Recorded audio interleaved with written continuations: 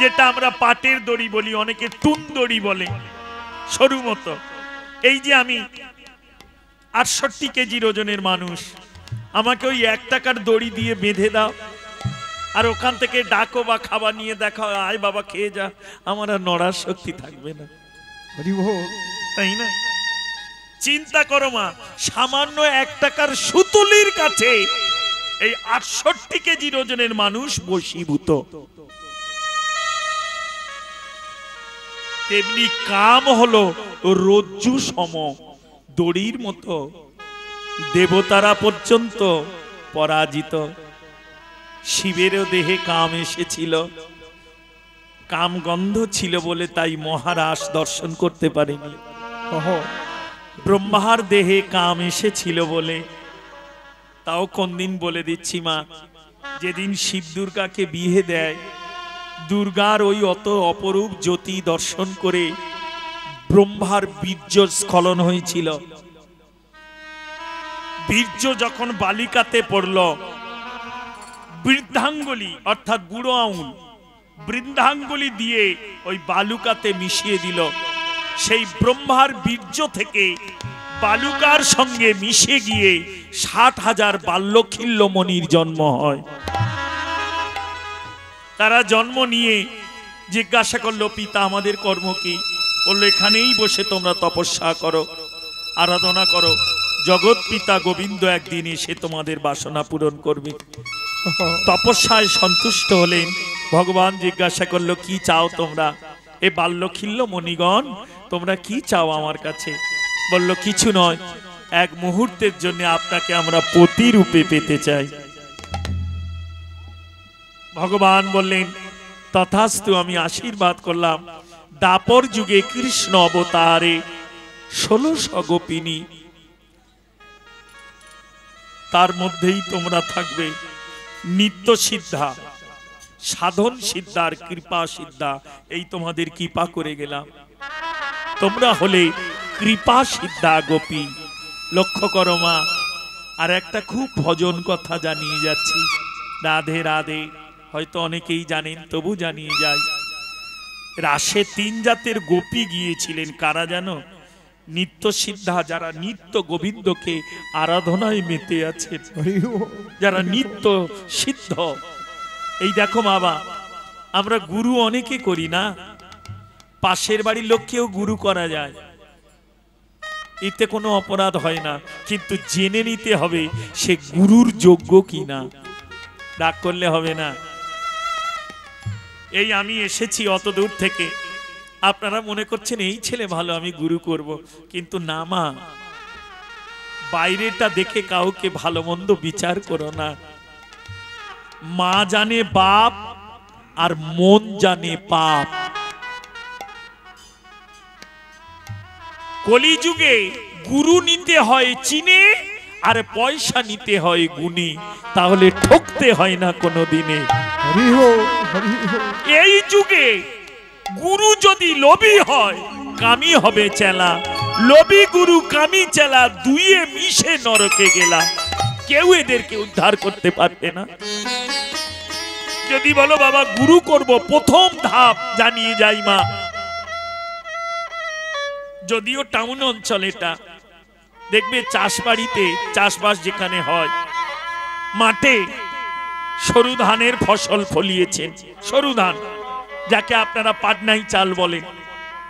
তাহলে সরু ধান হয়েছে, কেটে বাড়িতে আনলেন, ওর বাড়িতেও সরু ধান, তার বাড়িতে সরু ধান, বস্তা বস্তা ধান আছে। আবার যখন জমিতে বীজ তৈরি করতে যান, তখন কি করেন? এই ধানের বস্তা খুলে ধান নিয়ে গিয়ে মাঠে ছড়ান। বললো ভালো ফসল হবে না। তাহলে কোন ধান দরকার? ফার্মে থেকে গিয়ে ধান নিয়ে এসো, বীজ নিয়ে এসো, ধান এনে ওইটাকে অঙ্কুর করে মাঠে দাও, তাহলে কলাও ভালো হবে। নে বাবা, কলাটাও ভালো হবে আর ফসলটা ভালো হবে।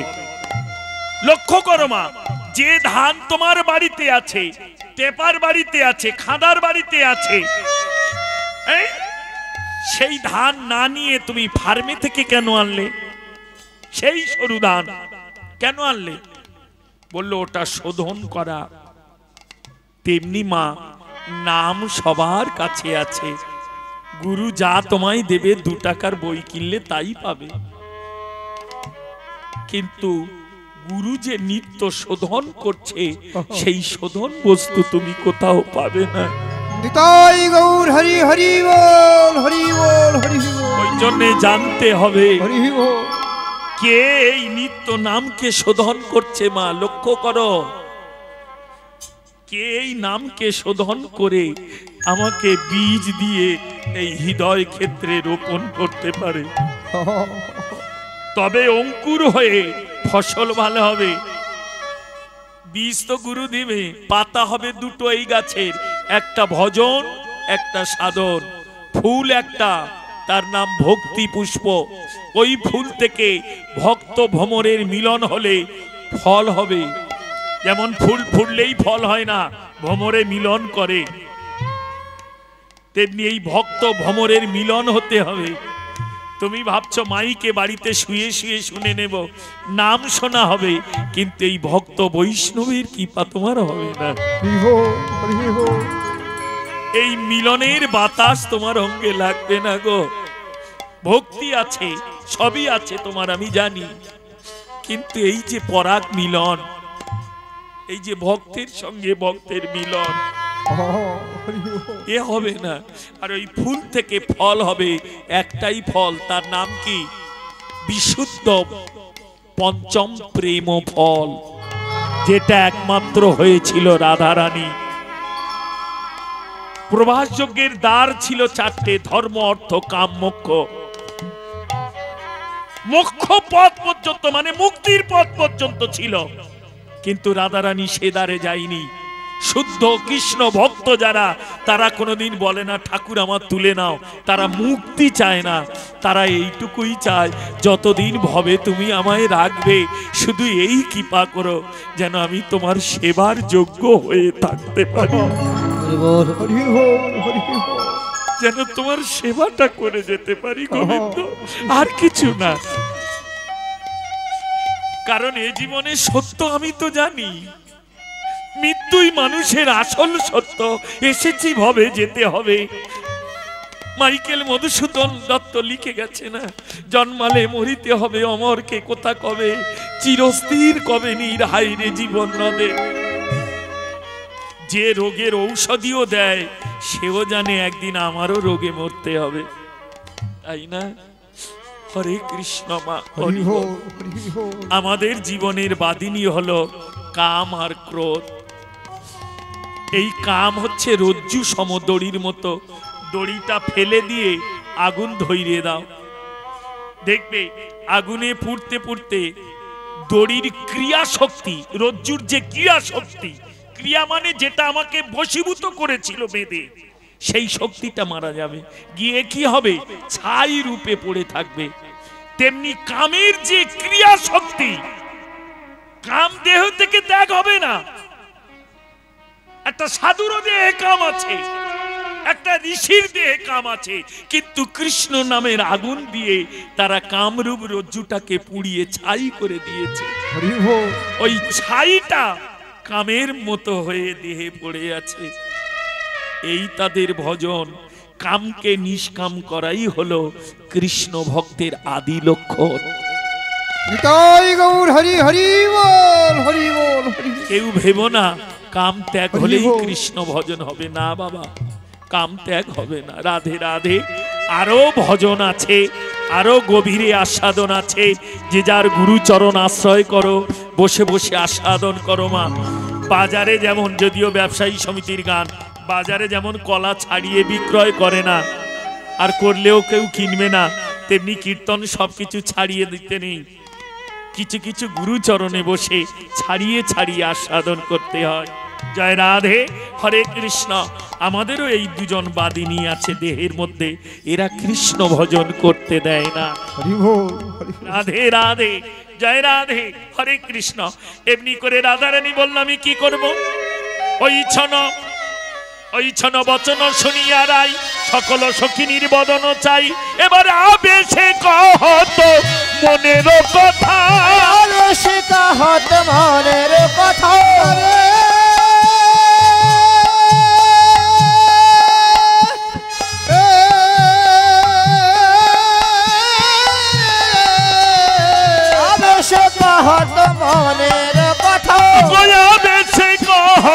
মনের কথা, আবেশে কহত মনের কথা, কত না হরসি বিষাদে ব্যথা, কত না হরষি বিষম ব্যথা, আর কত না হরসি বিষাদে ব্যথা, আরে কত না হরসি বিষাদ ব্যথা, বলিতে নারী বলিতে নারী, আমাদের নারী প্রেমময়ী, বলিতে নারী আমাদের এই প্রেমময়ী বলিতে নারী, আমাদের এই প্রেমময়ী বলিতে নারী, আমাদের নারী প্রেমময়ী বলিতে নারী, আমাদের এই প্রেমময়ী বলিতে নারী। দেখবে মা, এই যে কমিটির যারা আছেন ভিক্ষা করতে বা মাধুকরী করতে যায়, দেখবে এদেরও জীবনে অনেক ব্যথা আছে। কারণ যে 10 টাকা চাঁদা দেয় সে 10 অবতার ভাব দেখায়। দেখেছি তো অনেক কমিটির অনেক কিছু। রাগ করিস না মা, তাদের কত কথা কত আঘাত সইতে হয়, তাদের যে বুকের ব্যথা কাউকে জানাতে পারেনি, সে গোবিন্দের কাছে জানায়। দেখবেন জীবনে ঠিক তেমনি রাধারানীরও তাই। আবেশে কহত মনেরও কথা, কত না হরসি বিষাদে ব্যথা। কেউ 10 টাকা, কেউ 100 টাকা চাঁদা দিয়েছে। এমনও লোক জমিদার বাড়ির ছেলে, সে গিয়ে তার চরণ দাদা 501 টাকা না দিলে হরিবাসনটা, এই তুই পায়ে ধরিস নাই, পায়ে ধরিস নাই। সোনার দোকানদার পানওয়ালার পায়ে ধরছে। যে সোনা ব্যবসা করে সে পান বিক্রিওয়ালার পায়ে ধরছে। কেন গো? নিজের জন্য। রাগ করো না, গোবিন্দ সেবার জন্য। সেই পানওয়ালা কত কথা, তোমার দাদা সোনার দোকান, তোমার কত, আমি পান বিক্রি ক টাকা দিতে পারি, এই ওরম করিস না, দে দে ভাই দে, আমরা তো দিচ্ছি, তুইও একটু। মহাপ্রভু 3 প্রকার ভজন জানিয়ে গেছেন, খুব ছোট্ট করে বলে যাই। রাধে রাধে। প্রথম ভজন হলো নামে রুচি। এই যে নাম শুনতে এসেছেন, এই নামের প্রতি যদি রুচি ভক্তি শ্রদ্ধা না আসে, জানবে কোনো ফল হলো না। অনাদিকাল ধরি যদি করো হরিনাম সংকীর্তন, তথাপি না পাইবে ব্রজের ব্রজেন্দ্র নন্দন। নাম করছো অনাদিকাল ধরে, কিন্তু কোনো লাভ নেই। কারণ কি? নামের প্রতি রুচি ভক্তি শ্রদ্ধা নেই তোমার। তবে এরও কারণ আছে, রুচি শ্রদ্ধা ভক্তি থাকে না দুজনার। কাদের? যার পেট ভরা থাকে তার আহারে রুচি ভক্তি থাকে না, তাই না? উদর যাদের পূর্ণ থাকে তাদের আহারে, তাই তো। আর একজনের থাকে না, কার? উদর ক্ষুধার্ত হলেও যদি দেহে ব্যাধি থাকে, দেখবে তার কাছে অমৃত দিলে রসনায় যেন বিষ মনে হয়। এই তৃষ্ণা আমি খাবো না, মরে যাবি তুই, একটু পা বাবা, ফলের রস অমৃত। না মা, তিতো লাগছে। ঠিক তেমনি মা, হরিনাম অমৃত, কিন্তু সবার কাছে। এ জগতে যার দেহে কামনা বাসনার লোভ লালসার ব্যাধি প্রবেশ করে আছে, তার কাছে অমৃত হবে না বাবা। রাগ করলে কিছু করার নেই, তার কাছে হরিনাম যেন বিষ। কি হয় হরিনাম দিয়ে, কি লাভ আছে এতে? আরে বাবা, করে তো দেখ একবার। বললো প্রণাম করলে কি হয়? বললো যেদিন প্রণাম করতে পারবি, প্রণাম, যেদিন নেমে তার দিতে পারবি সম্মান, সেই দিন জানবি প্রণামের কি মাহাত্ম আছে। জয় রাধে, হরে কৃষ্ণ, হরি বল। রাধারানী আবেশে কহত মনেরও কথা, কত না হরসি বিষাদে ব্যথা।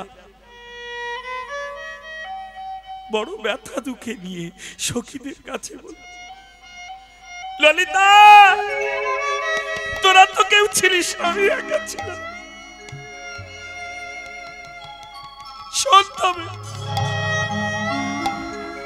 যমুনার জল আনতে যখন যাই অন্তরে বধুর নাম নিয়ে, বধু একাকিনী ছলনা করে কদম তলায় দাঁড়িয়ে কে স্পর্শ করে আমার ইঙ্গিত করেছে কুঞ্জ সাজাইবার জন্য। হরি বল কিন্তু এখন আমি কি করি? ওরে আদেশ করালো নাগররায়, আদেশ করালো নাগররায়,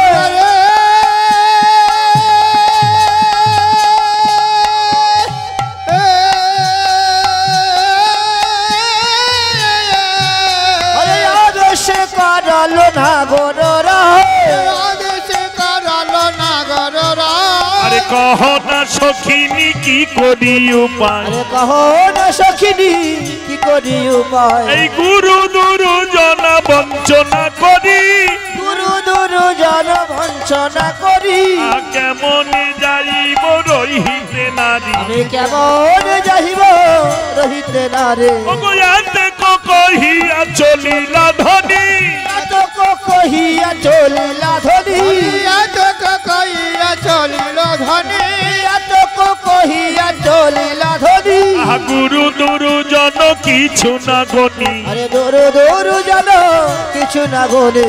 রাধে রাধে। শোনো মা, কৃষ্ণ ভজন করতে গিয়ে যদি গুরুজনকেও মিথ্যা বলতে হয় তাতে কোনো অপরাধ হয় না। হরি বল হরি বল। হ্যাঁ, গুরুজনকে যদি মিথ্যা বলতে হয় তাতে অপরাধ হয় না। এই যে আপনারা বাড়ি থেকে এসেছে, অনেকের স্বামী গুরুজন শ্বশুর শাশুড়ি আছে, বৌমা আমার গাঁটে যন্ত্রণা, তুমি যেও না, একটু তেল টেল গরম করে দিও। আচ্ছা ঠিক আছে মা, আমি গরম করে দিয়ে যাচ্ছি, যাব না, আমি একটুখানি যাবো, আর একজনের কাছে টাকা পাই, ও দিচ্ছে না আজ কদিন ধরে, হরিনাম তলায় এসেছে, সকলার মাঝে ধরে থেতে দিয়ে চলে, এই মিথ্যা বলে চলেন। এবারে একটুখানি হরি কথা শুনে যা যতটুকু আসে, কি যা দিবি অঙ্গে তা যাবে সঙ্গে, যা নিয়ে যেতে পারবি সেইটুকুই সম্বল। জয় রাধে। হরি বল হরি বল। অপরাধ নিষ্নামা। তবে এই জীবনে নারী জন্মের উপরে বারবার বলেছি, কেন জানো? দেহের অর্ধেকটা স্বামী, ওই জন্য আপনাদের এক নাম অর্ধাঙ্গিনী। আস্তে বাবা আস্তে। দেহের ডান দিকটা স্বামী, মিলিয়ে না মা। শিব যখন বিষ পান করে অচৈতন্য হয়েছিল তখন পার্বতী দক্ষিণ স্তনদুগ্ধ দিয়েছিলেন। ওই জন্য মায়েদের দেহের অর্ধেকটা হয় স্বামী। স্বামী যদি তোমার থেকে অনুমতি নিয়ে কৃষ্ণ ভজন করে, তুমি যদি ঘরে বসে গুরুজনকে সেবা করে দিনন্ত্রে একবার গোবিন্দকে ডাকো, সে বৃন্দাবনে ভজন করলেও তার ভজনের অর্ধেক তোমার কাছে চলে আসবে, হরি বল। কারণ তোমার দেহের অর্ধেকটা বৃন্দাবনে আছে। আর বাম দিকটা হলো পুত্র। ধরাদেবীর ঘরে গোবিন্দ যখন বালক বেশে গিয়েছিলেন, ধরাদেবী বাম দিকের পয়দর বিক্রয় করে তার রোজনের তন্ডুল এনে, তন্ডুল মানে চাল, রন্ধন করে অতিথিকে নারায়ণ জ্ঞানে সেবা দিয়েছিলেন। হরি বল। গোপাল বলল, মা তুমি যে সেবা আমায় দিলে, এই ঋণ শোধ করতে গিয়ে দাপর যুগে আমি দেবকীর গর্ভে জন্ম নেব বটে, কিন্তু তোমার দুগ্ধ ছাড়া আমি পান করব না, কথা দিলাম। মাতৃ দুগ্ধ পান করেছিলে। ছেলে যদি হরি ভজন করে, তুমি যদি কৃষ্ণ পরায়ণা জননী হও, সব মা মানা। অনেক মা আছে জমকে দিতে পারে, কিন্তু সাধু গুরু বৈষ্ণবে, এই যেমন এত বড় এ হচ্ছে, তো বললে হয়তো কমিটির বাবারা রেগে যাবে, আর হয়তো নেড়া নাও ডাকতে পারে, তাতে কি মা? এসছি যখন ওখানে দাঁড়িয়ে আছি আধ ঘন্টা, কেউ একটা লোক বলে না যে বাবাজি আসুন বসুন বা চলুন। এত বড় কমিটি নাম করা, ডাক করলে কিছু করার নেই। যে একটা দল এসেছে তাকে যে আহ্বান করতে হয় সেটুকু আমরা নেই। কোন প্রকার এখানে দুই বাবা ছিল, এনে পিছনে বসিয়ে দিল। তারপরে ওই আমার এক বাবা বলে কই ওই একজনের বাড়িতে একটু পায়খানা পেচ্ছাপের জায়গা করে দিয়ে এলো। রাগ করলে হবে না মা, আগে জানতে হবে সেবা। তারপরেই সমস্ত কিছু। রাগ করলে হবে না বাবা। মহাপ্রভু বললেন নামে রুচি, জীবে দয়া, বৈষ্ণব সেবন, এই তিন সার বস্তু শোনো সনাতন। এই যে ভক্ত বৈষ্ণব এসেছে, যদি এদের সেবা না কমিটিরা করে তাহলে জানবে হরিনাম বৃথা হচ্ছে।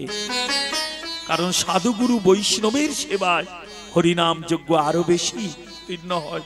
এটাই হচ্ছে ধর্ম বাবা। নিতাই গৌর হরি হরি বল, হরি বল। আমি এমনও হরিবাসর যাই দেখেছি মা, হরি বল। যত ভক্ত আসে প্রত্যেকে চরণ ধুইয়ে দেয়, মাল্য চন্দনে বরণ করে নেয়। তা না হোক, অন্তত ভক্তদের যতটুকু সেবা হয় আপনারাও দেখবেন। শুধু কমিটির উপরে দায়িত্ব দিলে হবে না, কারণ তারা ব্যবসায়ী মানুষ, প্রত্যেকের কর্ম থাকে। তাহলে ব্যবসায়ী যারা তারা দোকান খুলেছে, মায়েরা ঘরে কালার টিভিতে না বসে এখানে বসে তোমরাও তো করতে পারো। হরি বল। রাগ করলে হবে না মা, আগিয়ে আসতে হবে। এ জীবনে ব্রিটিশকে তাড়াতে গিয়ে শুধু আমার বাবারা ক্ষুদিরাম, বিনয়, বাদল, দীনেশ এরা আগায়নি, আরো এগিয়েছিলেন। তার নাম ছিল কি? তোমাদের মধ্যে এক মা, তার নাম কি গো? যদি তোরে ডাক শুনে কেউ না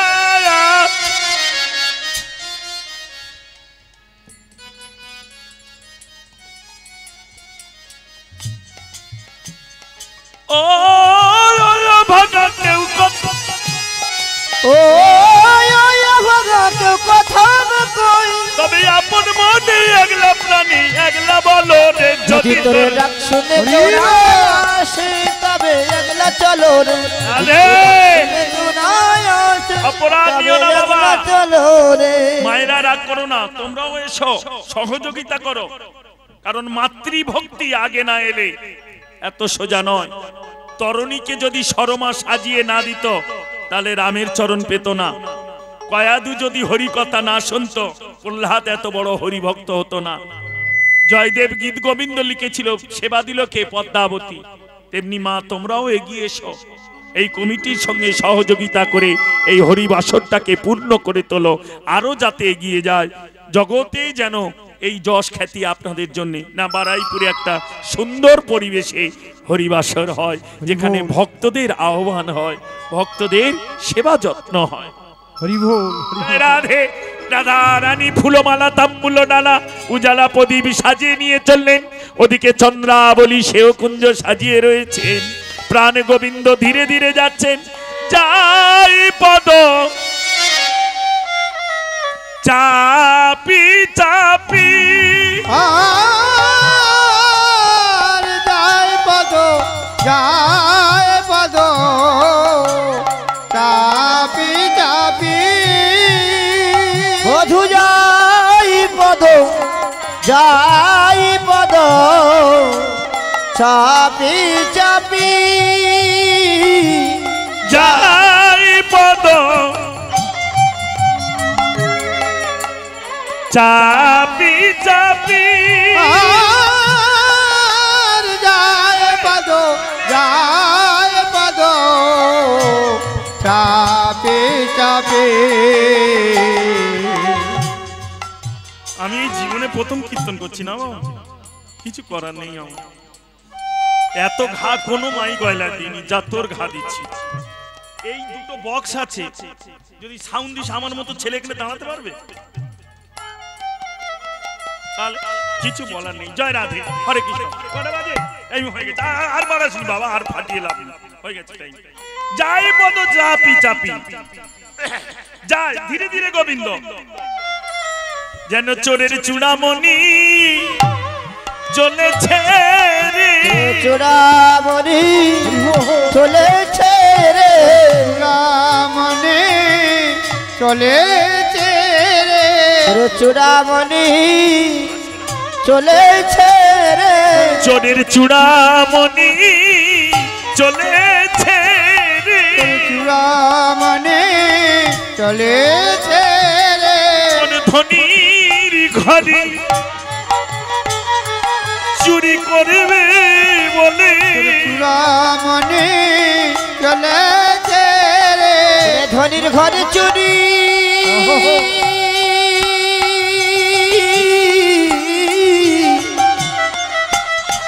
করিবে বলে চূড়ামণি চলেছে রে কোন ধনির ঘরে চুরি করিবে বলে বলে যাই পদ চাপি চাপি আমারই চলেছে রে ধনের ঘরে চুরি করিবে বলে চায়ে পদ চাপি চাপি ধনের ঘরে ধন চুরি করিবে বলে ধনের ঘরে চুরি করিবে বলে এদিকে চন্দ্রাবলী অর্থাৎ রাধারানীর জাতুতো বোন জ্যাঠার মেয়ে চন্দ্রভানুর মেয়ে হচ্ছে চন্দ্রাবলী আর শ্রীরাম, আর বিশ্বভানুর কন্যা হচ্ছে রাধারানী, আর সুভানুর পুত্র হচ্ছে সুবল। এরা একই ভাই ভাই, ওই জন্য একটু বংশবনত আগেকার দিনে দেখতো মা, তাই এত কিন্তু সংসারে সুখ ছিল। এখন কিন্তু যতই পয়সা থাক রাগ করলে হবে না, হরি বল আমরা যেমন খুঁজি না। আহা যায় পদ চাপি চাপি ধীরে ধীরে গোবিন্দ যাচ্ছে, এদিকে চন্দ্রাবলী কুঞ্জ সাজিয়ে আছে, সঙ্গে সঙ্গে বধুর পানে নয়ন দিয়ে দেখলেন এই পথে নীতি কর গতাগতি, এই পথে নীতি কর গতাগতি, এই পথে নীতি করে গতাগতি, এই পথে নীতি কর গতাগতি, এই পথে নীতি করে গতাগতি, এই পথে নীতি কর গতাগতি, বলে এই পথে নীতি করে গতাগতি, এই পথে নীতি কর গতাগতি। তোমার নপুরের ধ্বনি শুনি এই পথে নীতি কর গতাগতি, নপুরের ধ্বনি শুনি বধু রাধা শোনে বাস আমার নইরা রাধা শোনে আমার রাধা শোনে আমার নইরা আমি বঞ্চি একা কিনি বল হবে, আমি বঞ্চি একা কিনে বধু রাধা শোনে আমার নইরা আমি বলছি একা কিনি গো বধু, আমি বলছি একা কিনি। বলো আমি কি তোমার সেবা জানি না, আমি কি তোমার সেবা জানি না, একবারে আমার কুঞ্জে এসে দেখো না, আমি কি তোমার সেবা জানি না, আরে আমার কুঞ্জে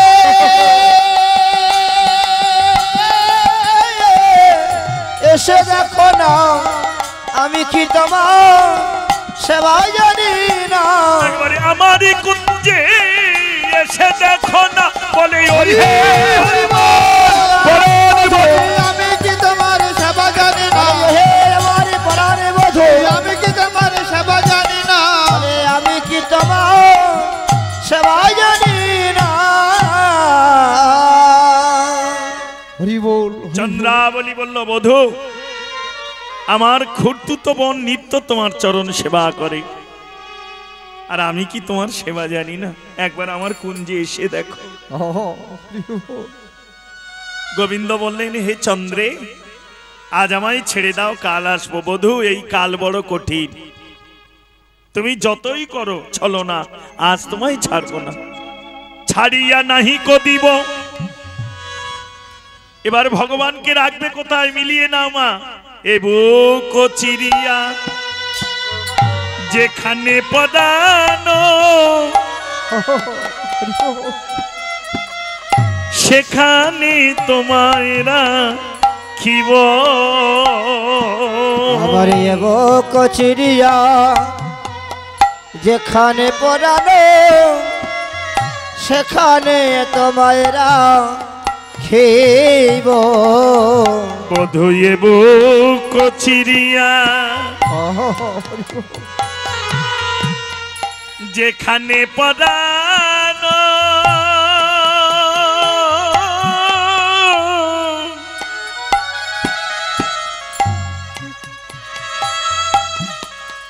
সেখানে তোমায় রাখিব, আমার এগো কচিরিয়া যেখানে পড়ানো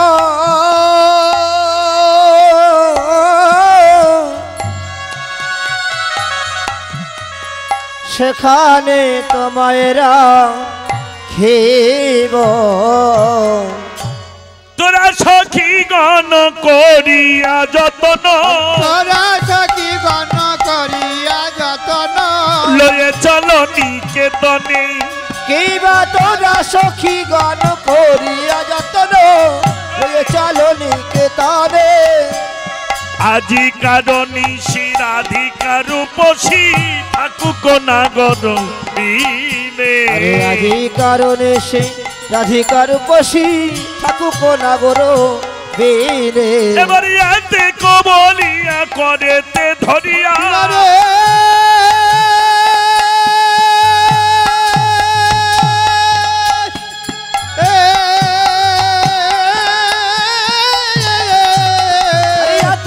বলিয়া করেতে ধরিয়া লয়ে গেল নিজ বাসে গো লয়ে গেল নিজ বাসে গো লয়ে গেল নিজ বাসে এবার রাধা বয়ে হরি কাপে থর থরি কহে দ্বিজ চণ্ডী দাসে রাধা বয়ে হরি কাপে থর থরি কহে দ্বিজ চণ্ডী দাসে হরি বল। আশ্চর্য লীলামা, এ জগতে যার নাম করলে ভয় ভয়ে পালায় সেই গোবিন্দ ভয় পাচ্ছে। কার ভয়? কার ভয়? গোবিন্দের আবার ভয় আছে। অপরাধ নিও না,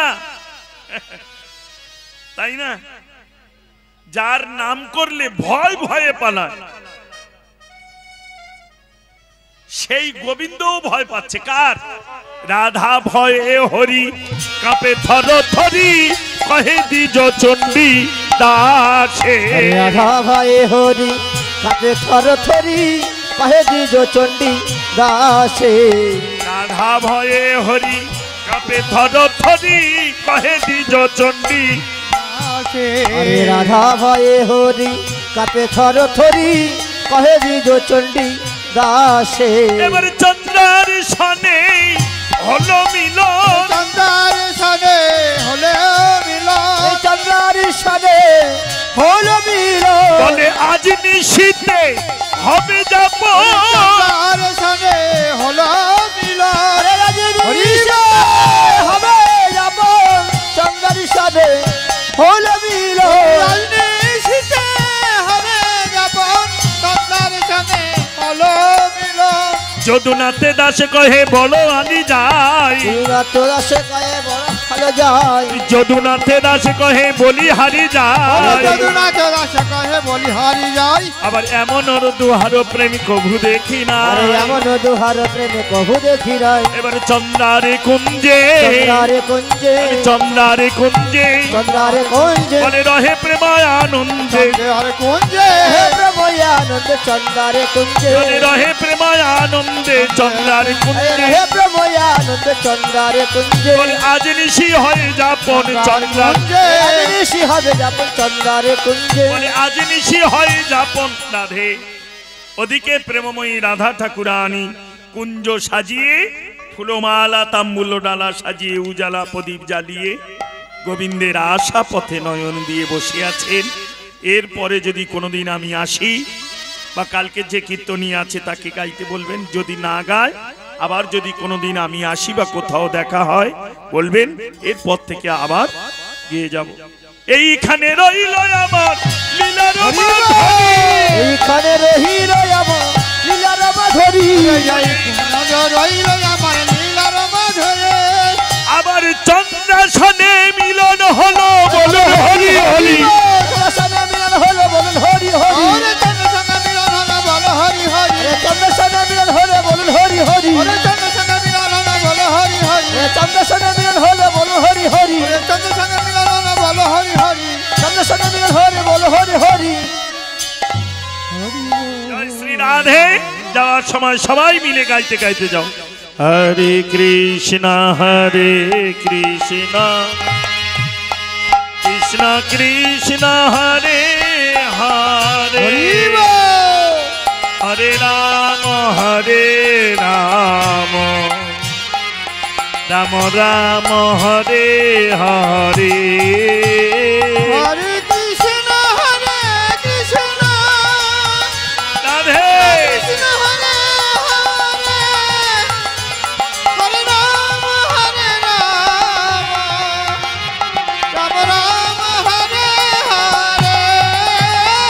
হরে কৃষ্ণ হরে কৃষ্ণ কৃষ্ণ কৃষ্ণ হরি হরে হরে রাম হরে রাম। আগামী দিন যথারীতি সময়ে আবার আপনাদের চরণ দর্শনের আশায় আমার ব্যবসায়ী সমিতির কমিটির ভাইরা রইল। বৈকাল 5টায় ভাগবত কথা, 7টায় আবার লীলা কীর্তন। আপনারা কৃপা করে পদধূলি দিয়ে এই কমিটিকে, এই হরিবাসনকে ধন্য করবেন, এইটুকুই আপনাদের চরণে নিবেদন। জয় শ্রী রাধে, জয় শ্রী রাধে, জয় শ্রী রাধে। হরে কৃষ্ণ